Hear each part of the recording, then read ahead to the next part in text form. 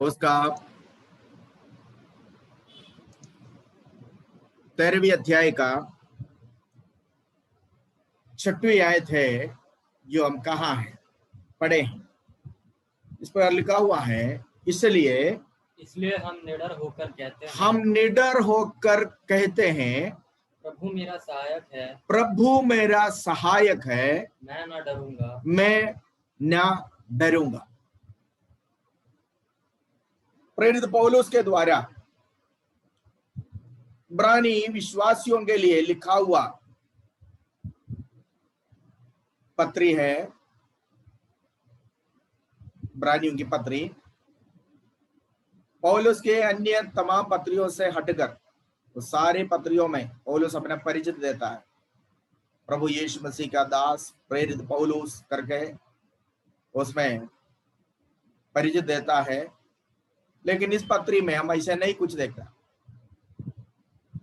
इस पत्री में इसका लेखक का कोई परिचित नहीं है, लेकिन इस पत्री की कंटेंट, इस पत्री का विषय, इसका भाषा, इसका शैली, स्टाइल और विषय, ये सब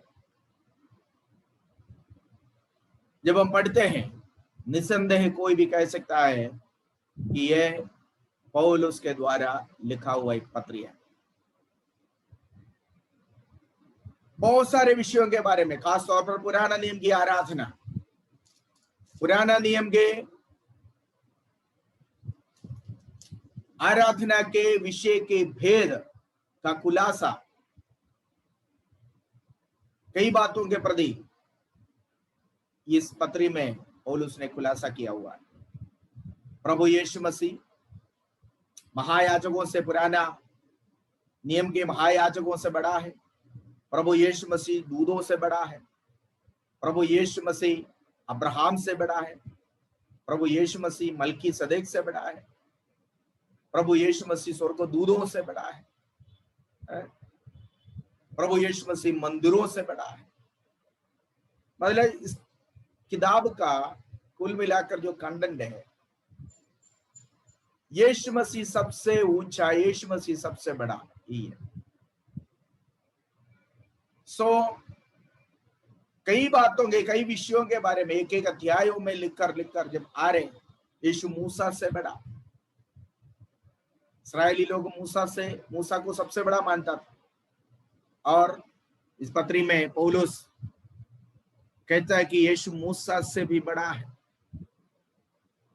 लास्ट में 13वीं अध्याय में जब पौलुस आता है, एक मसीह जीवन के, एक सही मसीह जीवन के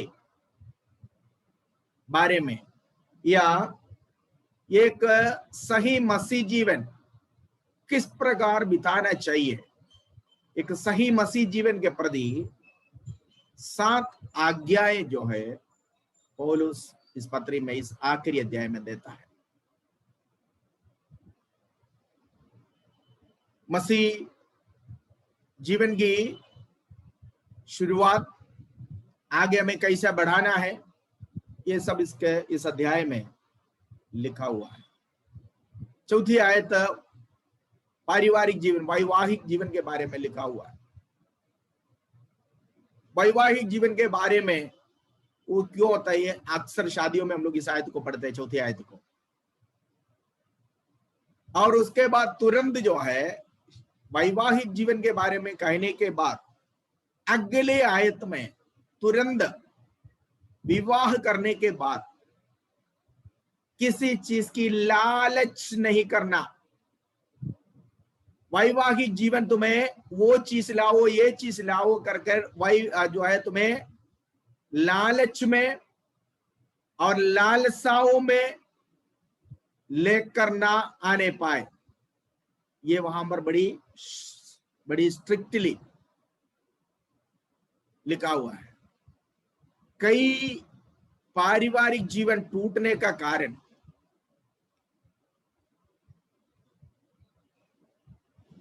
वो लोगों की लालच के कारण है। इन दिनों में सोशल मीडिया वगैरह में हम लोग देखते हैं, सुनते हैं कि कितने परिवार हैं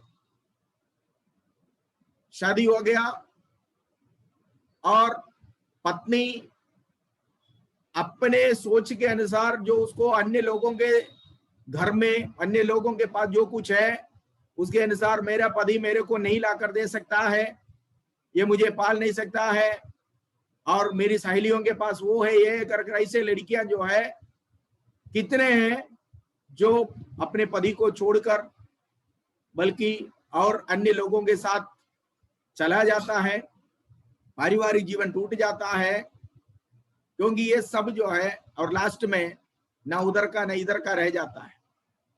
तो ऐसे बहुत सारे बातों को मद्देनजर रखते हुए एक पारिवारिक जीवन के बारे में, विवाह की, वैवाहिक जीवन की महत्वपूर्णता के बारे में कहने के बाद तुरंत 5वें अध्याय में पौलुस 5वीं आयत में पौलुस एक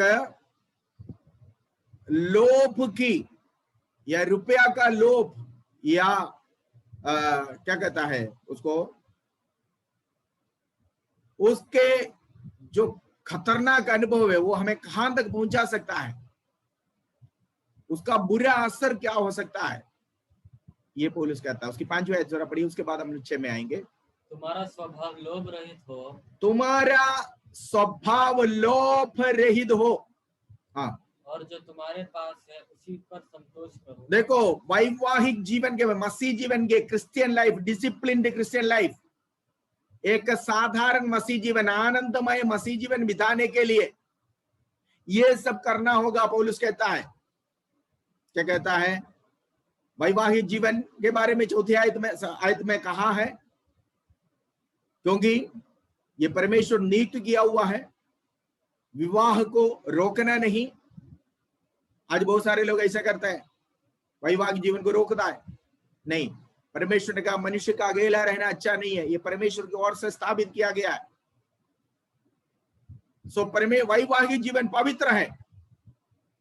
कुटुंब जो होती है, परिवार जो होती है, वो परमेश्वर की ओर से, परमेश्वर स्थापित किया हुआ एक इंस्टीट्यूशन है, उसका महत्वपूर्णता बहुत है। ये परमेश्वर ने सबसे पहले परिवार को, एदन वाटिका में परमेश्वर ने परिवार या पारिवारिक जीवन शुरू करने की आज्ञा दिया, और वो प्रभु कहता है कि, प्रभु का वचन में पौलुस कहता है, पारिवारिक जीवन में प्रवेश किया हुआ लोग कल को रुपया के लोभ में आकर वो भी लाओ ये भी लाओ कर कहकर तुम्हारा पारिवारिक जीवन समाप्त नहीं करना, खराब नहीं करना। आज बहुतों का जीवन टूटने का, बहुतों के परिवार टूटने का कारण नहीं है, लक्सरी लाइफ मांगता है, लक्सरी। कितने हैं ऐसे जो टूट चुके हैं, कितने ऐसे जो खत्म हो गए हैं, खराब हो गई है। यहां पर पौलुस कहते हैं कि मसीह जीवन में हमारा जीवन कैसा होना चाहिए, लोभ रहित हो। लोभ, बाइबल कहती है रुपया का लोभ हर प्रकार की बुराई का जड़ होती है। जहां ये लोभ शुरू होता है जिस परिवार में, वहां पर ज्यादा का डिमांड, अन्य लोगों के समान बनने का वो जो इच्छा हमारे अंदर आ जाता है, तो फिर कंट्रोल चला जाता है हाथ से। पौलुस कहता है कि जो तुम्हारे पास है उससे संतृप्त रहो।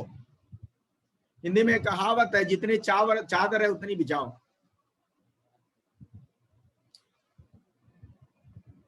तो हमारे जीवन एक लोभ रहित जीवन होना चाहिए।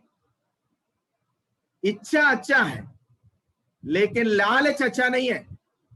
लालच अलग चीज है, इच्छा अलग चीज है। लालच कभी पूरा नहीं होती है, ठीक है। 27 में दाऊद राजा लालच नहीं किया, दाऊद इच्छा किया। दाऊद की इच्छा था यहोवा के भवन में रहना। लालच अक्सर संसार की चीजों के प्रति होती है। यहां पर 5वीं आयत में पौलुस कहता है तुम्हारा तुम्हारा स्वभाव लोभ रहित हो, लोभ रहित, ठीक है, लोभ रहित जीवन, मसीह जीवन आरामदायक, आनंददायक और जयवंत मसीह जीवन बिताने के लिए एक मसीह परिवार में लोभ रहित जीवन बिताना है। एक मसीह जब लोभ रहित जीवन बिताएगा वही आनंद हो सकता है, क्योंकि ये संसार का धन एक ऐसा चीज होती है जितना आ जाए इंसान तृप्त नहीं होता उससे। ये कभी भी जो है ये समुद्र के नहीं है, जितना भी पानी आए भरते जाए भरते जाए। कभी समुद्र बोलता नहीं बस मैं भर गया हूं, पाताल कभी नहीं बोलता बस करो बस भर गया, बोले जितने डाल दो आने दो। सो रुपया का लोभ भी ऐसा है। पहला तीमुथियुस की पत्री 6वां अध्याय की 10वीं आयत को पढ़िए। प्रेरित पौलुस तीमुथियुस को, जो उसका जूनियर सेवक है, अपने सहकर्मी तीमुथियुस को पौलुस क्या आज्ञा देता है, पढ़िए। और भले काम में सुनाम रही हो, 6:10, पहला तीमुथी 6:10। क्योंकि रुपये का लोभ सब प्रकार की रुपया का लोभ सब प्रकार की बुराइयों की जड़, बुराई नहीं बल्कि बुराई का जड़ होता है। देखो, रुपया का लोभ, यहां पर पौलुस कहता है, वही पौलुस जो तीमुथियुस की पत्री में कहता है रुपया का लोभ हर प्रकार की बुराई की जड़ होती है, और उसको चाहते हुए कईयों ने क्या किया है, उसके चलते हुए जिसे प्राप्त करने का प्रयत्न करते हुए बहुतों ने विश्वास से भटक कर, देखो, जिससे प्राप्त करने का प्रयत्न करते हुए बहुतों ने विश्वास से भटक कर अपने आप को नाना प्रकार के दुखों में नाना प्रकार की दुखों से उछलनी बना लिया है। देखो, दुखों का छलनी बना दिया। देखा, उससे प्राप्त करने के लिए, किससे? लोभ, लालच प्राप्त करने के चक्कर में, लालच किया हुआ वस्तु प्राप्त करने के चक्कर में, लोभ अंदर आने के कारण क्या किया है, सीधे तरीके से वो चीज नहीं आएगा पता है, तो उल्टा तरीके इस्तेमाल किया, गलत तरीके इस्तेमाल किया, उस चीज को लालच किया हुआ उस चीज को पाने के लिए। तो कई परिवार में हम देखते हैं, आज कई परिवार में यही होता है, क्योंकि डिमांड ज्यादा है। क्या है डिमांड? नॉर्मल खाने पीने की चीज नहीं है, लक्सरी चीज, लक्सरिया। वो हमारे अंदर एक लालच आ जाता, तब उत्पन्न हो जाता है। वो लालच हमें कहां पहुंच जाता है? पौलुस कहता है उसको पाने के लिए कईयों ने क्या किया है, विश्वास रूपी नाव को तोड़ दिया, भटक गया, विश्वास फेंक दिया, वचन फेंक दिया, प्रभु पर भरोसा वो फेंक दिया, और क्या किया है, वे नाना प्रकार की दुखों की छलनी बन गया। बहु कष्टंगल का अधीन रहा है। सो लालच जब एक बंदे के अंदर शुरू हो जाता है, वो उसको आगे के खुशी नहीं पहुंचाता है, बल्कि उसको बहु दुखों के अधीन में ले जाता है। सो इसलिए इब्रानियों की पत्री 13 का 5वीं आयत में पौलुस कहते हैं, इसलिए तुम्हारे पास जो है उससे संतृप्त रहो, जितना तुम्हारे पास उससे संतृप्त रहो।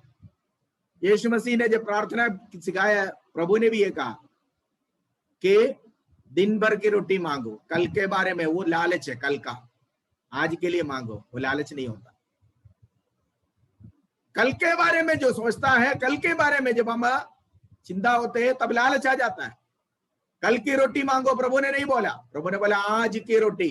फिर वही प्रभु ने बोला, अगर तुम्हारे पास आज के लिए है, बस करो, कल का दिन अपना बुराई कल देखेगा। कल के बारे में मत चिंता करो, कल के बारे में चिंता करोगे लालच आएगा, लालच आएगा तो बहु दुखों की अधीनता में हो जाओगे, बहु दुखों से छलनी मिल जाएगा। कईयों ने इस कारण क्या किया है, लालच में आकर मसीह जीवन खो दिया, प्रभु का वचन छोड़ दिया, प्रभु पर जो विश्वास था वो छोड़ दिया, भरोसा छोड़ दिया और बहु दुखों के अधीनता में हुआ है, बहु दुखंगल अधीनराई। रुपया का लोभ जो है, पारिवारिक जीवन शुरू कर अगला कदम, कल को जरूरतें ज्यादा पड़ेंगी। एक्चुअली अक्सर हम लोग ये बातें शादी के टाइम में प्रचार करते हैं, शादी होने के बाद फिर डिमांड ज्यादा है, जरूरतें ज्यादा है, फिर बड़ा प्लान है, और पौलुस वार्न कर रहा है, चेतावनी दे रहा है, डोंट, नहीं करना, क्योंकि ऐसा करोगे क्या करेगा, परिवार भी टूट जाएगा, तुम्हारा विश्वास भी टूट जाएगा, विश्वास का नाव, विश्वास रूपी नाव संसार के लहरों में टकरा कर चूर चूर हो जाएगा। सो इसलिए पौलुस कहता है, जो तुम्हारे पास है उससे संतृप्त रहो। रुपया का लोभ हर प्रकार की बुराई का जड़ कहा है तीमुथियुस की पत्र में। जड़ दिखता नहीं है, वो मिट्टी के नीचे है। ऊपर से पेड़ अगर काट भी दे तो जब तक जड़ मिट्टी के अंदर है फिर उगने का संभावना है, फिर वो उगेगा अगली बारिश में। सो इसलिए जड़ से उखाड़ना, अगर नाश करना है तो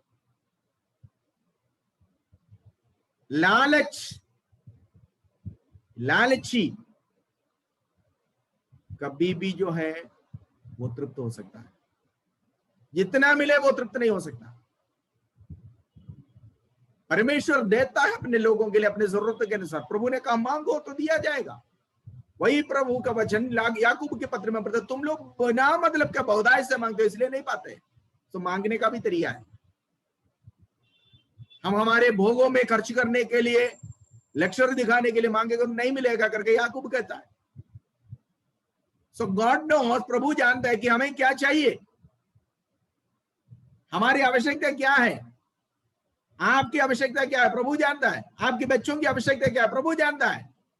तो इसलिए अन्य लोगों के समान चिंता कर कर, लालच कर कर, बहुतायत के दुखों में आकर फंसने से अच्छा है जो थोड़ा तुम्हारे पास है। दूसरा राजा के पुस्तक 6वें अध्याय में एक विधवा के बारे में हम लोग पढ़ते हैं।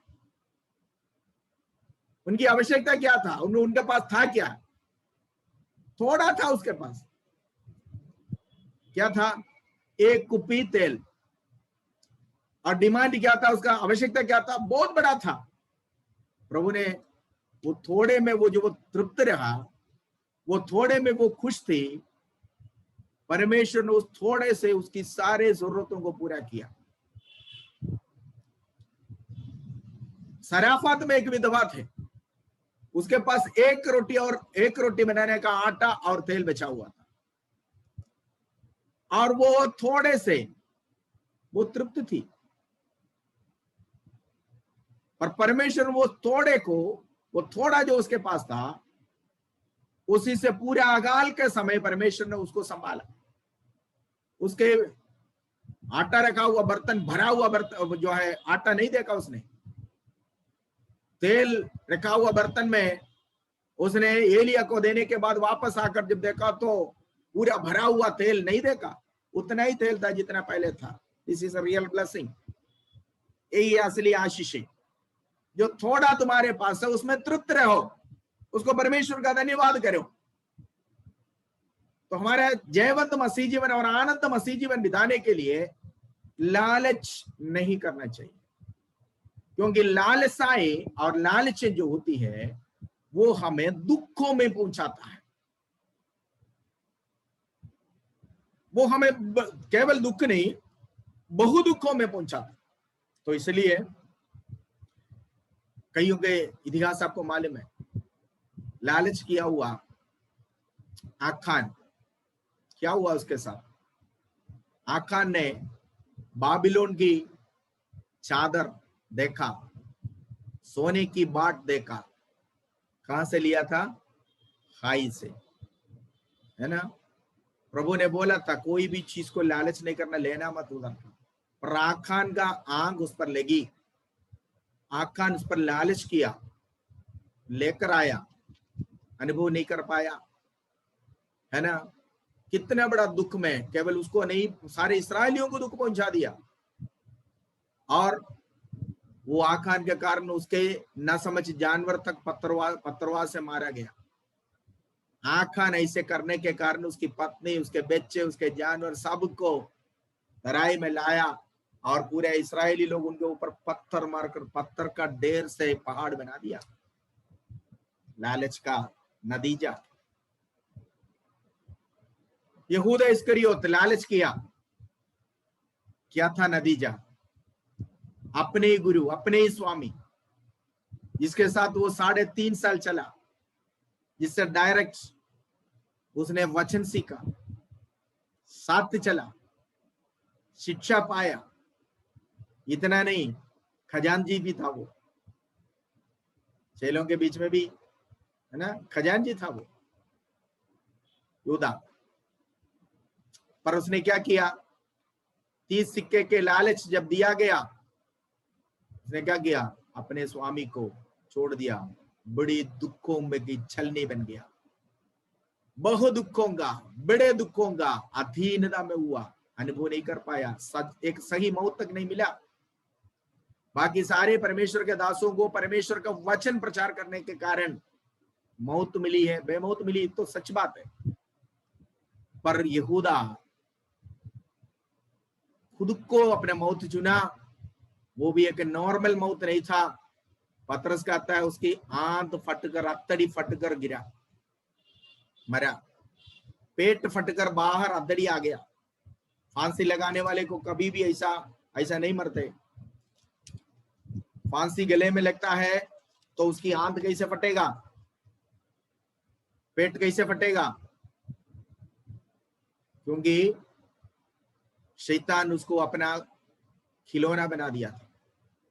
तो इसलिए रुपया का लोभ जब हमारे अंदर आते हैं ना, वो हमें पूरी तरह शैतान की गुलाम बना दे। फिर हर गलत काम करने का, हर जो है परमेश्वर का वचन का विरुद्ध या व्यवस्था के विरुद्ध काम करने का काम करे, क्योंकि हमें वो लालच किया वो वस्तु घर पे आना है, उसके लिए कुछ भी करे। आज इतनी मर्डर, इतनी हत्या, इतनी लूटपाट, ये सब क्यों होती है? ये सब लोगों के लालच की वजह से।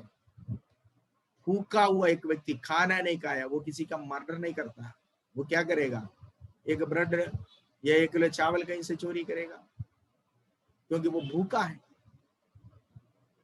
पर बड़े बड़े बैंक रॉबरी, बड़े बड़े हत्याएं जो कर रहा है, इसके पीछे क्या है? ये लालच है।